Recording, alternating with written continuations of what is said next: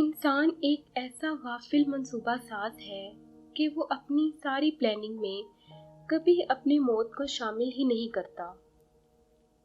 اگر کوئی تم سے پوچھے بتاؤ زندگی کیا ہے، ہتھیلی پر ذرا سی خاک رکھنا اور اڑا دینا۔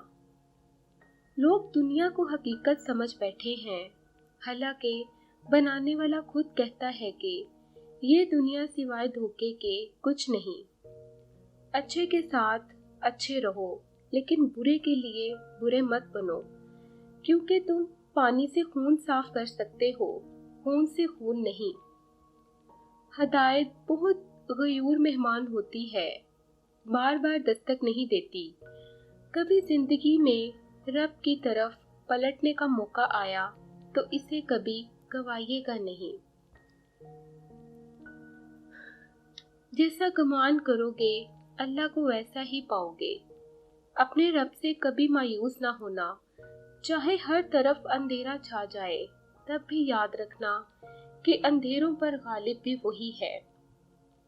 بے شک مشکل کے ساتھ آسانی ہے، مشکل وقت پر صبر کرنا اور بہتر وقت پر شکر کرنا یہ مومن کی پہچان ہے۔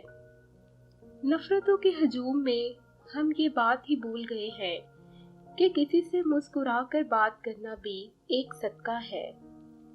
جب کن سے فیکون کی لڑی ملتی ہے تو پھر لمحوں میں تقدیر بدل جایا کرتی ہے۔ اگر اللہ کی مدد چاہتے ہو تو اس کی مخلوق کی مدد کیا کرو۔ دوسروں کو سکون دینے والا کبھی بے سکون نہیں رہتا۔ خواہشوں کا پالنا بری بات نہیں، لیکن ان خواہشات کے لیے اپنے نفس پر قابو نہ پانا ہی انسان کے کمزور ہونے کی دلیل ہے۔